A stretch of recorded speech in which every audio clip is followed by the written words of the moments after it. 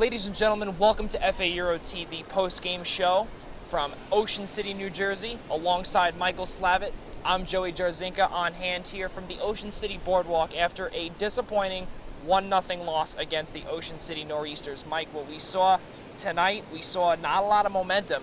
And not only that, we did not see a lot of momentum from the FA Euro club, the one that got pummeled by the 1-6 Jersey Express Club on Wednesday back in Jamaica, Queens. What do you make of that?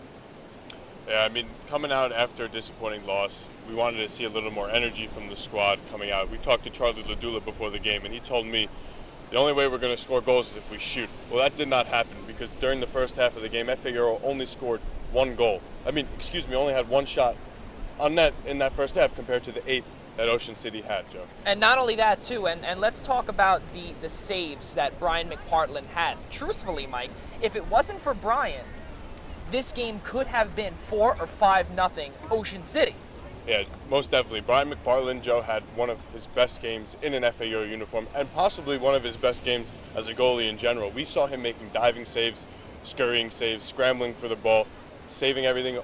He looked phenomenal. He was the reason the game only stayed 1-0. You got to give Brian a lot of credit there today. Played really well. Yeah, there's no doubt about it. And ladies and gentlemen, we also have about 7 injuries, and that is no exaggeration. 7 injuries about Johan Moritzen, Roby Sila, Momodou Sawane, also Jurabek Kuzenbov, Tarek Beckles, and Benji Israf. Benji Israf, actually, we just found out that he is released from the club. So Roby Sila, Johan Moritzen, the number 1 defender for the FA Euro club, he's going to be out for a little bit.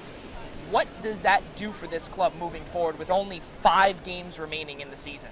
And Joe, it makes it really difficult. It means the next guy in line needs to step up. You talked about losing a guy like Johan Moritzen, a guy who's a team leader, a team captain for the team, and having a guy who's back there who is very vocal and is important for a squad.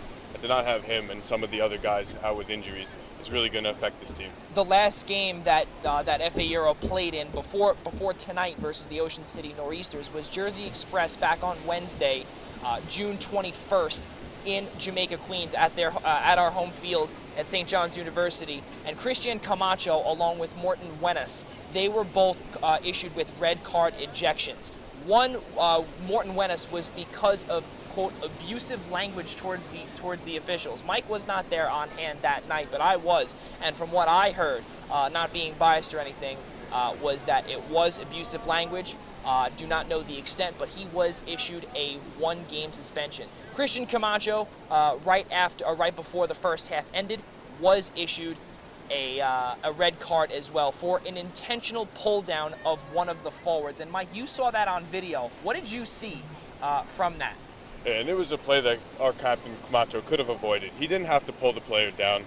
It was an excessive force and the right call by the referee on the play. And unfortunately, losing your captain for a game is never a good sign for a team. And not only that, Mike, but we also see a 1-0 loss here tonight. Some of the injuries happened tonight, leading into losses. Johan Moritzen, in a lot of our fans' eyes, including our staff as well, Johan Moritzen has been sort of the enforcer of the club. He has gotten the team ready to go. Does not fill the captain role at all, but he has taken the leader role on the field and some say off the field a little bit. What's your take on that? Yeah, Johan Moritzen is one of our better players. We've discussed him earlier. Just a key loss that we have is not having him on the field at the time. But we had players like Nico Anderson and Robbie Gomez, who got his first start tonight. They picked up the intensity and the energy in the back, and especially Nico. Nico took over that enforcer role that we talked about, kind of like hockey, but in soccer. Nico took over that role today and really tried to give a little energy back to his team at certain points. And something also that has been a problem this entire season, hence the 2-7 record on the season, is that this FA Euro club has only scored 5 total goals this season. 2 coming from Jason Lampkin from LIU Post. Mike, Jason Lampkin has been playing the last 3 games. Before then, he was out with a knee injury. Something that FA Euro needs to do to move forward, in my eyes, and let's hear from your perspective as well, would be to sign some forwards that really have a big capability of scoring. Yeah, I think that's the whole thing. We need to shoot and we need to score. 5 goals through 9 games this season is unacceptable. They're last in the conference, last in the division in goals for them on the season. You're right. We need to sign a couple more forwards, get the guys going. And unfortunately, like some clubs face injuries, we faced a bunch of them, and because of that, we are lacking the goal scorers that we need to compete. FA Euro now moves to 2-7 on the 2017 season. Their goals for and goals against is a minus 14 on the season now after the 1-0 loss tonight. FA Euro now heads back home to St. John's University on Tuesday night, June 27th, to take on Reading United AC. The last time around for the FA Euro New York club in Reading, Pennsylvania, we lost to them 2-0 on a controversial call that Mike does remember. Mike, just remembering that one goal that was scored on Brian McPartland, on the number one goalkeeper on this club. If you remember your sights, because you were on the bench, could that have been avoided as well? That would have been a 1-0 game. Yeah, I think, Joe, that goal really set what was going to happen for the remainder of the game against Reading, and giving up that goal where the ball was not sure whether it hit Brian's hands prior to the goal scorer getting the ball or not. If he did touch the ball first, it would have been a foul. Ref said it was too close to call. But like you said, giving up that goal early in the game, really set the tone for the remainder of the game against Reading and really contributed to them playing poorly throughout the remainder of that one.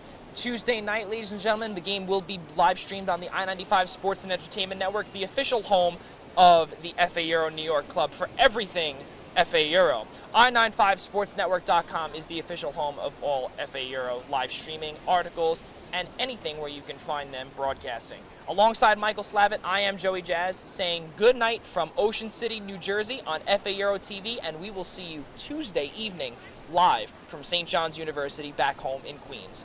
Have a safe trip home, everybody. Good night.